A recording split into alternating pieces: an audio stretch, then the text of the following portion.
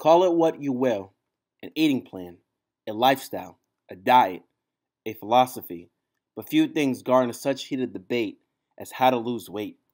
You may want to lose weight for personal reasons, or you may need to lose weight to improve your health. The biggest question of them all is weight loss overrated?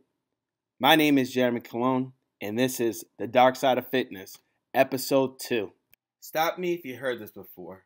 I have to lose weight to get healthy. For someone with obesity, this is a pretty ingrained idea. It's what they've been told by doctors, public health experts, and popular magazines.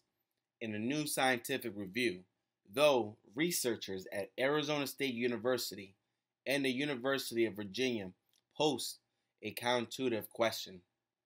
Should weight loss be the primary focus of obesity treatment? Increased health risk has been linked to obesity.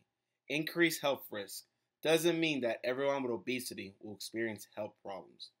It means just what it says. The risk of certain diseases and health conditions is increased versus those without obesity. However, a given individual may be classified as obese but not experience negative outcomes because of their genetics, fitness level, and or overall healthy behaviors and lifestyles. As Yoni Friedhoff, MD, an associate professor at the University of Ottawa, says, obesity is not a medical condition unless it's negatively affecting a person's health or quality of life. But when it comes to reducing those risks, the scientists say telling people to lose weight hasn't worked very well. Example, obesity rates have been climbing steadily for decades. Take a look at what's happened. Yet, weight loss attempts among American adults have been on the rise from 34.3% to 42.2% during the same time period. The researchers call this the weight loss futile cycle, and it looks like this. So might another approach work better? That's what the researchers set out to explore by comparing the health and longevity enhancing benefits of weight loss in fitness. What the study found: physical activity and or cardiorespiratory fitness, CRF, was far more effective than intentional weight loss for improving a long list of health parameters and outcomes. Intentional weight loss means the person who dropped the pounds did it on purpose. Unintentional weight reduction, losing at least 5% of your body weight over 6 to 12 months without trying, can be a sign of illness or depression. It typically includes a significant loss of lean mass from muscles, bones, and organs.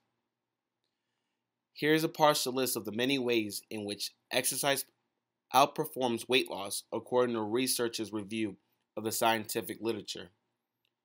All-cause mortality. Obesity is usually, although not always, linked to a higher risk of death from any cause compared to people who are not classified as obese. So you think that intentional weight loss would be linked to a lower mortality risk, and sometimes it is, but sometimes it isn't. When it is, it's hard to separate how much is due to weight reduction and how much comes from the interventions that contributed to it, one of which is increased physical activity. Increased physical activity by itself rarely results in a significant weight loss, but is often a component of weight loss programs and certainly amounts for some of the health benefits associated with a lower body weight. Exercise, on the other hand, is unequivocally associated with a lower risk of all-cause mortality. Study shows a reduction of 15 to 50% in death from cardiovascular disease, 15 to 40%. The results are even better for improvements in CRF. When participants in studies advance from the lowest fitness category to a higher one, the mortality risk dropped by 30 to 60%. Cardiometabolic health. Exercise and weight loss can be equally effective for improving blood pressure, glycemic control, blood lipids, and vascular functions in people with obesity. Vascular function is assessed by looking at flow-mediated dilation, FMD, the ability of an artery to widen as blood flow increases, as it would during physical activity. FMD is considered a reliable predictor of future cardiovascular events. Body fat. Not all fat has the same impact on health and longevity. Ectopic fat. This includes the visceral adipose tissue that surrounds your internal organs and also the fat that accumulates in your liver or muscle tissues. Increases your risk of cardiovascular disease and type 2 diabetes. Both weight loss and exercise help reduce ectopic fat. Exercise, however, appears to target it more directly, especially when the workouts result in a modest reduction in body weight. Exercise also helps improve insulin sensitivity in white adipose tissue, the subcutaneous fat. Subcutaneous fat, also known as peripheral fat, that is the padding of adipose tissue just under the skin. It's thought to be relatively benign. Also, most people want to pinch less of this when they look in the mirror. The bottom line, the researchers aren't suggesting that losing weight isn't helpful, but based on their review of the research, they conclude there may be a more effective way to help people improve health outcomes than simply telling them to lose weight or exercise to lose weight. How? By advising healthcare professionals to consistently emphasize to their patients the myriad of benefits of physical activity and cardiorespiratory fitness in the absence of weight loss. Coaching takeaways. Number 1. Help those see beyond weight loss. To many people, the goal of exercise is to burn calories. That means, conceptually, it's a junior partner to their diet, which is a more reliable and powerful way to create an energy deficit. But, as you know, the benefits of exercise go deeper than calorie burn. It's best to see health through a much broader lens than just body size or even physical health, and how physical activity benefits other areas of their life. Maybe it lifts their mood or allows them to make new friends or improves their work productivity.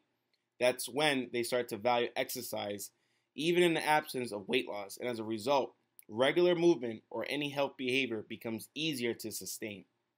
Number 2, your challenge is to reframe exercise. Instead of an activity that takes things away from you, time, energy, comfort, focus on what exercise adds: strength, endurance, movement skill, self-confidence, mood enhancement. Fitness isn't an obligation, it's a privilege. Fitness is freedom from aches, pains, and other physical limitations.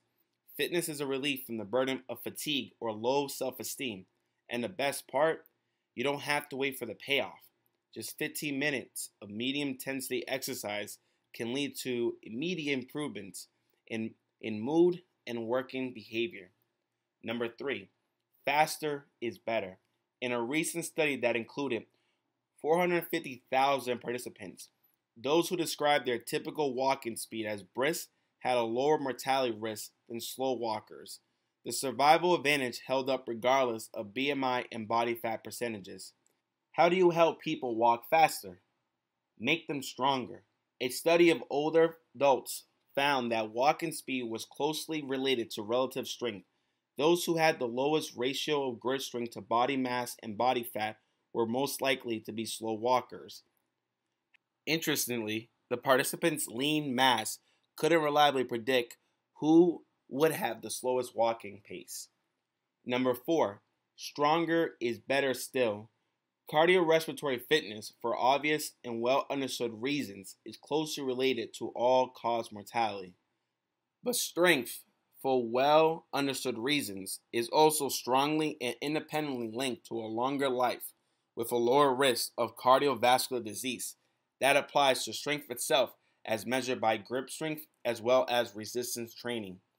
A little training goes a long way. With as little as one workout a week, participants in one study were 40 to 70% less likely to have cardiovascular events.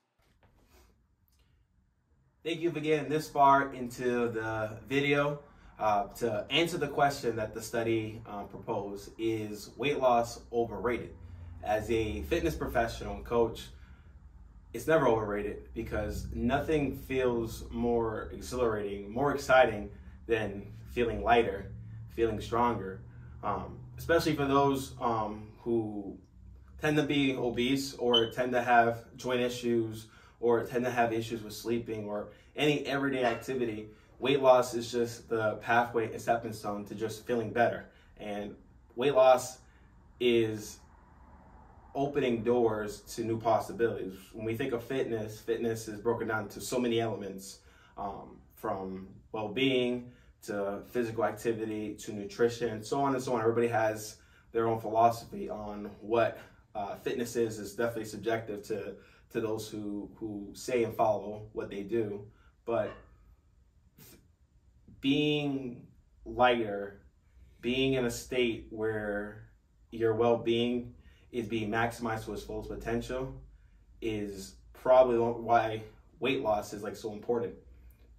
Weight loss is honestly a hard step to take on at first, because so many things need to be adjusted, so many things need to be played out, not only in the mind, but also in real life. So weight loss is never going to be a thing where it's like, no, I can just lose weight by just walking or by eating less. Weight loss has to almost be a complete shift in everything we do. It's a shock to the body. Weight loss is a shock to your body in the sense that you are eating less, you are working out more, you're just taking more time for yourself to just do better. And it's a scary thing at first, and it's a very hard thing and challenging thing, especially if you have obligations. But the payoff for weight loss and the payoff for just being better outweighs any fear or doubt that one may have. So it is good to hear this study and see that weight loss isn't a complete waste of time. And even though people may have their challenges with weight loss, or if you're watching this and you're someone who has tried to lose weight, I say this to challenge you: just keep on going, to see it through, to continue the pathway, and don't let a couple setbacks or a couple diets or situations weigh you down, because it's just a matter of time. It's just our bodies have to almost align in the right sequence of working out and eating right and sleeping and keeping our stress levels down. So if you're watching this, definitely don't give up. It's just a matter of time. But don't think that working on yourself and losing weight and becoming better is a waste of time, because it's not. So those are my thoughts as a fitness professional. Would love to hear your thoughts in the comments below, or anything of that nature. As always, please share, subscribe to this channel, and share this with anybody who could benefit from this. And thank you.